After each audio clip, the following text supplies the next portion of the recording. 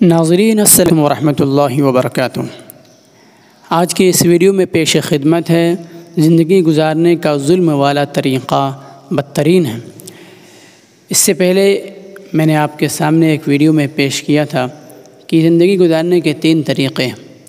پہلا طریقہ عدل و انصاف، دوسرا احسان، تیسرا طریقہ ظلم۔ زندگی گزارنے کا تیسرا طریقہ جو کہ ظلم ہے، اسلام کی نظر میں بدترین گناہ اور اللہ تعالیٰ کی سخت نافرمانی ہے۔ اگر ظلم والے طریقے سے زندگی گزاری جائے تو پورے معاشرے سے امن و امان بالکل ختم ہو جائے گا اور خوف و بدامنی پھیل جائے گی۔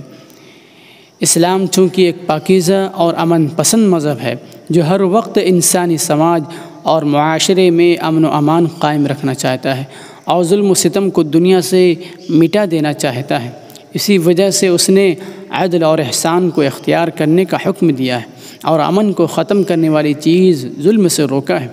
مختلف طریقوں سے ظلم کی مذمت اور وعیدیں بیان کی ہیں تاکہ لوگوں کے دلوں میں ظلم سے نفرت پیدا ہو جائے اور وہ ظلم سے دور رہیں۔ ظالموں کے لیے ناکامی و ہلاکت ہے۔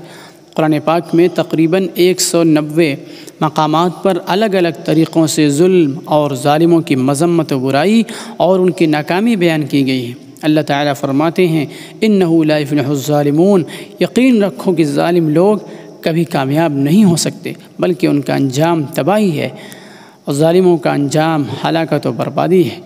ایک آیت میں اللہ تعالیٰ نے فرمایا وَبِئْسَ مَثْوَى الظَّالِمِينَ، اور ظالموں کا برا ٹھکانہ ہے۔ ظالموں پر اللہ تعالیٰ کی لعنت اور عذاب ہے۔ اللہ تعالیٰ نہ ظلم کرتے ہیں اور نہ ہی ظلم و ستم کرنے والے کو پسند کرتے ہیں۔ ارشاد ربانی ہے واللہ لا يحب الظالمین، اللہ تعالیٰ ظلم کرنے والوں کو پسند نہیں کرتے۔ اللہ تعالیٰ کو ظلم اتنا ناپسند ہے کہ اللہ تعالیٰ نے ظالموں پر لعنت بھیجی ہے اور انہیں ہمیشہ کے عذاب کی خوشخبری سنائی ہے۔ اللہ تعالیٰ ارشاد فرماتے ہیں الا لعنت اللہ علی الظالمین، سن لو ظالموں پر اللہ کی لعنت ہے۔ ایک دوسری جگہ اللہ تعالیٰ نے ارشاد فرمایا الا ان الظالمین فی عذاب مقیم، ظالم لوگ دائمی اور ہمیشہ ہمیش کے عذاب میں رہیں گے۔